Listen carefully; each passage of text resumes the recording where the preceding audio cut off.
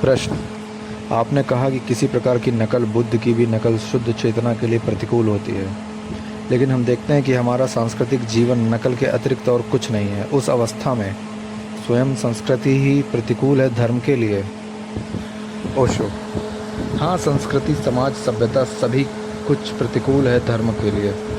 धर्म क्रांति है, तुम्हारी सांस्कृतिक संस्कार बद्धताओं के लिए क्रांति, तुम्हारी सामाजिक अनुकूल की क्रांति, वे सारे जीवन क्षेत्र जिन्हें तुम जी रहे हो, उनमें आई एक क्रांति।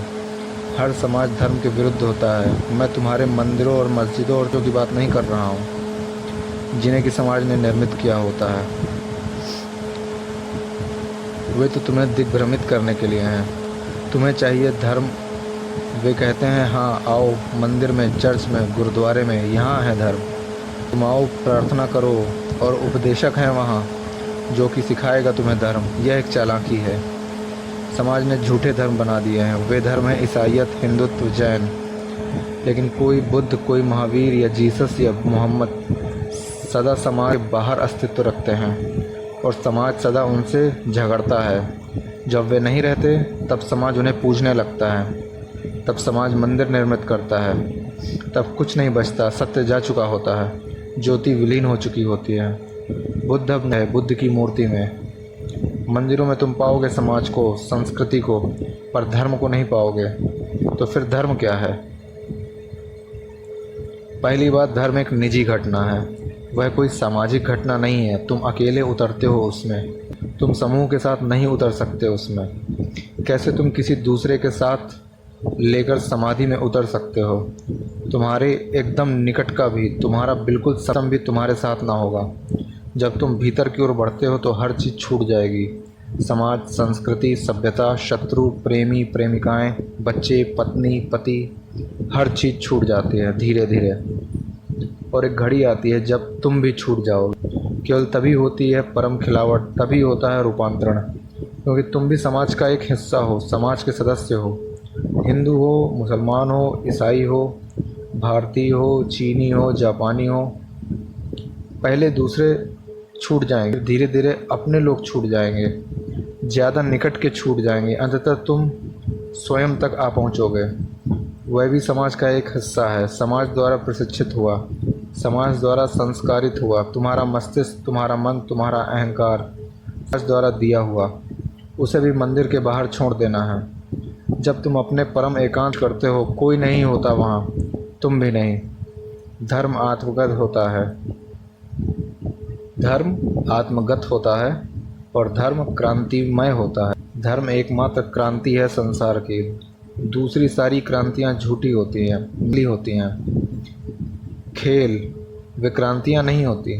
वस्तुतः उन्हीं क्रांतियों के कारण सच्ची क्रांति सदा स्थगित हो जाती है। वे प्रतिक्रांतियाँ होती हैं।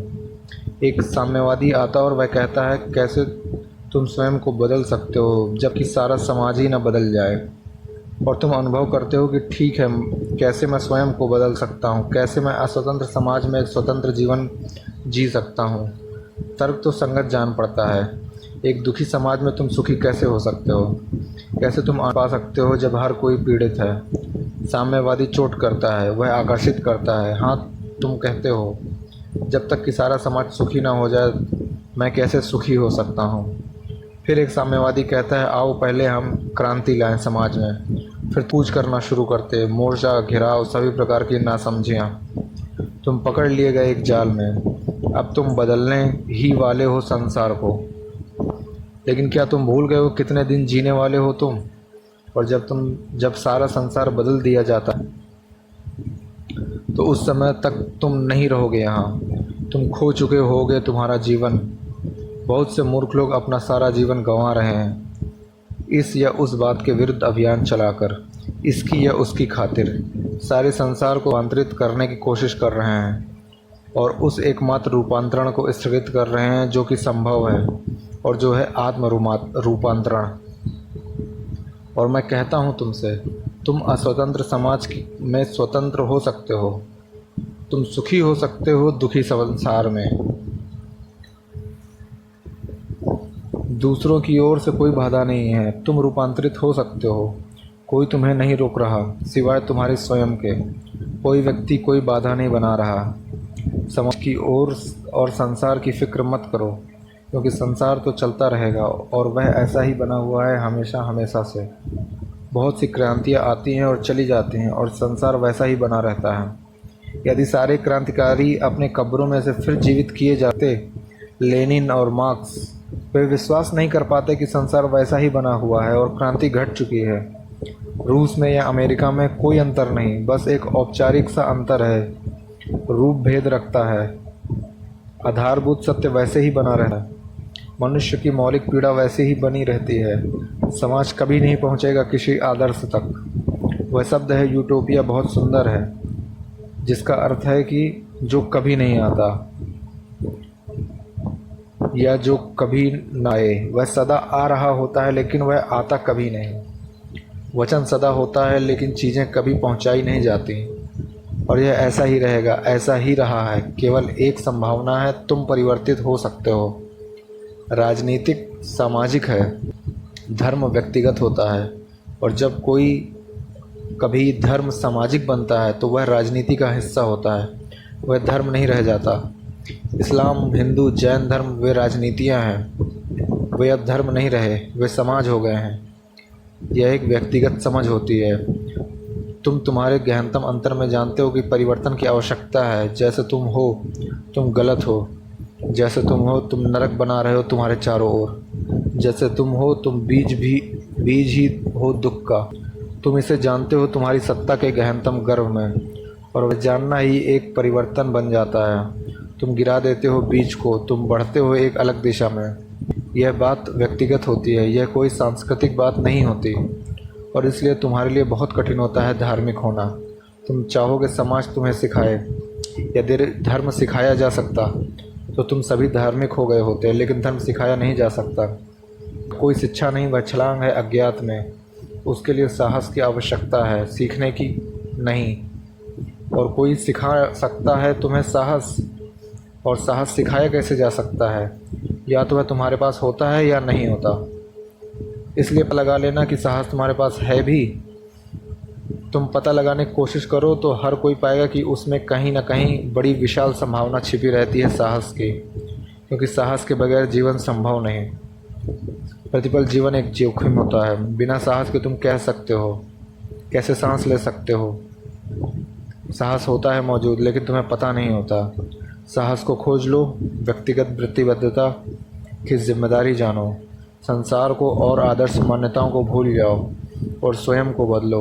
और यही है सौंदर्य। यदि तुम बदलते हो स्वयं को तो तुमने संसार को बदलना शुरू ही कर दिया होता है, क्योंकि तुम्हारे बदलाव के साथ संसार का एक हिस्सा बदल चुका होता है। तुम संसार के अंग हो।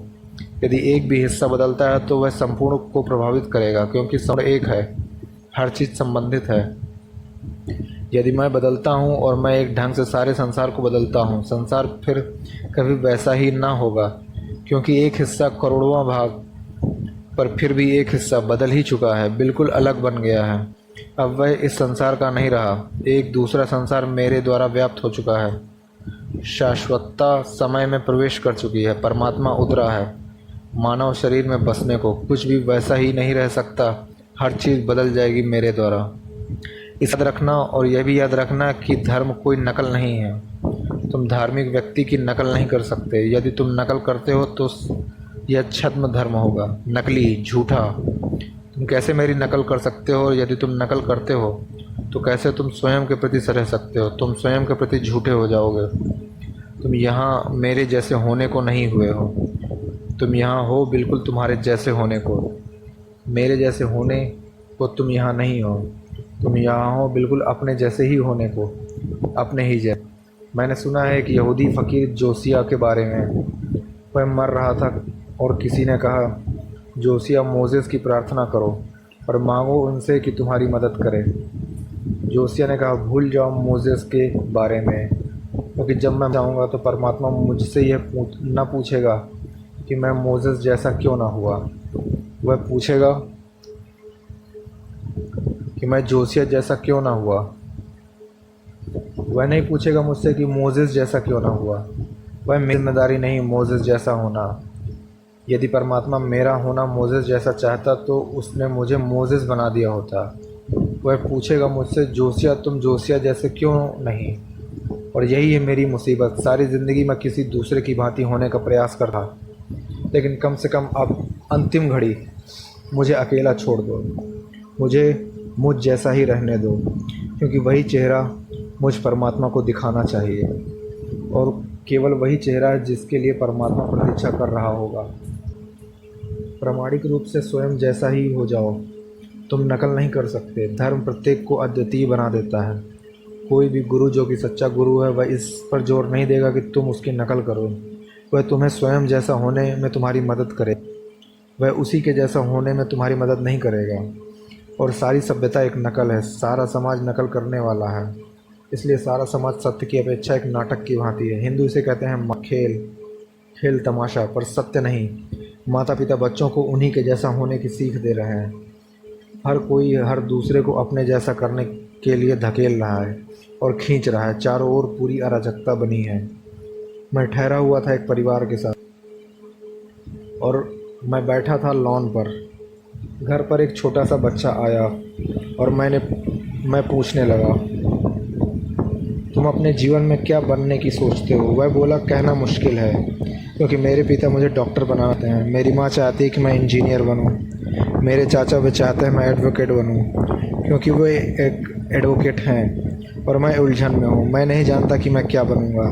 मैंने पूछा उससे, तुम क्या बनना चाहते हो? वह बोला, पर यही तो मुझसे किसी ने पूछा ही नहीं। मैंने कहा उससे, तुम सोचो इस बारे में, कल तुम मुझे बताना। अगले दिन वह आया और वह बोला, मैं एक नृत्यकार होना चाहता हूँ, लेकिन मेरी माँ ऐसा न होने देगी, मेरे पिता ऐसा न होने देंगे। वह कहने लगा मुझसे, मत कीजिए, वे आपकी सुनेंगे। हर बच्चा धकेला जा रहा है और खींचा जा रहा है कुछ और ही बनाए जाने के लिए, इसलिए इतनी ज़्यादा असुंदरता है चारों ओर। कोई स्वयं जैसा नहीं। यदि तुम संसार के सबसे बड़े इंजीनियर भी बन जाओ तो वह बात भी कोई परितृप्ति ना देगी, यदि वह तुम्हारी अपने मन की बात ना रही हो। और मैं कहता हूँ तुमसे, तुम शायद संसार से बड़े बेकार नृत्यकार बनोगे, उससे कुछ अंतर नहीं पड़ता। यदि वह तुम्हारी अपनी अंतः प्रेरणा थी तो तुम प्रसन्न और परितृप्त रहोगे। मैंने सुना है एक बड़े वैज्ञानिक के बारे में जिसे कि नोबेल पुरस्कार मिला था। वह संसार के जाने माने बड़े शल्य चिकित्सकों में से एक था, और जिस दिन उसे नोबेल पुरस्कार मिला, किसी ने कहा, आपको तो खुश होना चाहिए, आप इतने उदास क्यों लग रहे हैं? वह सबसे बड़ा पुरस्कार है, सबसे बड़ा इनाम जिसे कि संसार तुम्हें दे सकता है, सबसे बड़ा सम्मान। आप खुश क्यों नहीं हैं? वह बोला, सवाल यह नहीं कि जब नोबेल पुरस्कार मुझे दिया गया था तो मैं अपने बचपन की बात सोच रहा था। मैं कभी भी सर्जन नहीं बनना चाहता था। ज़बरदस्ती यह बात मुझे ला दी गई। मेरी सारी ज़िंदगी एक व्यर्थ बात रही है। क्या करूँगा मैं इस नोबेल पुरस्कार को लेकर? मैं चाहता था नृत्यकार बनना, चाहे सबसे बेकार नृत्यकार ही सही। उससे काम चलाया गया होता, मैं परितृप्त हो गया होता। मेरी अंतर की पुकार थी। याद रखना इसे। क्यों तुम इतना असंतुष्ट अनुभव करते हो? तुम क्यों सदा बिल्कुल ही किसी कारण के बिना इतना असंतोष अनुभव करते हो? यदि सारी बात ठीक भी चल रही हो, कुछ रहा होता है, क्या चूक रहा होता है? तुमने अपनी अंतःसत्ता को कभी नहीं सुना। किसी दूसरे ने तुम्हें होशियारी से संचालित किया है, तुम्हें प्रभावित किया है। किसी दूसरे ने तुम्हें शासित किया होता है। किसी दूसरे ने तुम्हारी ज़िंदगी के ढांचे में बैठा दिया है जो कि तुम्हारा कभी ना था, जिसे तुमने कभी ना चाहा था। मैं कहता हूँ तुमसे, यदि ऐसा घट भी जाए कि तुम भिखारी बन जाओ, तो फिक्र मत करना, यदि वह भी तुम्हारी अंतः प्रेरणा है। अंतस की पुकार का पता लगा लेना और उसी का अनुसरण करना, क्योंकि ईश्वर नहीं पूछेगा तुम महावीर क्यों नहीं हो, मोहम्मद क्यों नहीं हो, अरस्तु क्यों नहीं हो। वह पूछेगा, जोसिया तुम जोसिया क्यों नहीं हो? तुम्हें कुछ होना है। और सारा समाज एक बड़ी नकल है, एक झूठ दिखावा, इसलिए इतनी ज़्यादा असंतुष्टि है हर चेहरे पर। मैं देखता हूँ तुम्हारी आंखों में और पाता हूँ असंतोष, अतृप्ति। हवा का एक झोंका भी तुम तक नहीं आता तुम्हें प्रसन्नता दे जाए, आनंद दे जाए। ऐसा संभव नहीं। और आनंद संभव होता है वह एक सरल घटना है। स्वाभाविक हो जाओ और निर्मुक्त हो जाओ और तुम्हारी अपनी अंतः रुचि का अनुसरण करो। मैं यहाँ हूँ तुम्हारे स्वयं जैसा हो जाने में तुम्हारी मदद करने।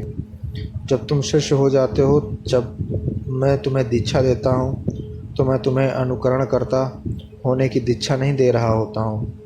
मैं तो तुम मदद कर रहा होता हूँ तुम्हारे स्वयं के अस्तित्व का पता लगाने में, तुम्हारे अपने प्रामाणिक अस्तित्व का पता लगाने में।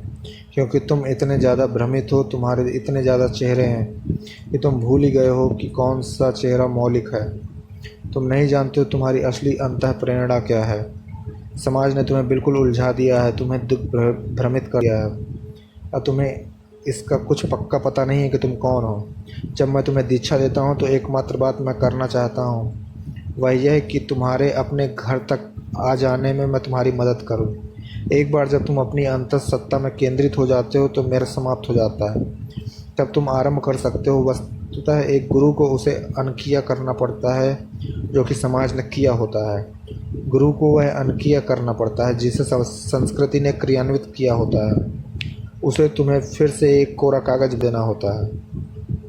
यही है गुरु द्वारा तुम्हें पुनर्जीवन दिए जाने का अर्थ। फिर से तुम बच्चे बन गए, तुम्हारा अतीत साफ हो गया, तुम्हारी स्लेट धुल गई। कैसे तुम उस पहली जगह पहुंच सकते हो जहां से तुम इस संसार में प्रकट हुए थे 40-50 वर्ष पहले, और समाज तुम्हें पकड़ लिया, तुम्हें फांस लिया, तुम्हें भटकाया गया। 50 वर्ष तक तुम भटके और अब अचानक तुम मेरे पास आ गए हो। मुझे केवल एक ही बात करनी है, उसे धोकर साफ कर लो। जो कुछ तुम्हारे साथ हुआ है, तुम्हें अपने बचपन तक ले जाना है, उस आरंभिक अवस्था तक जहाँ से तुम्हें स्वतंत्र यात्रा शुरू की थी, और यात्रा को फिर से शुरू होने में तुम्हारी मदद करनी है। मन का मिटना और स्वभाव की पहचान। पतंजलि योग सूत्र भाग 2, पेज नंबर 277।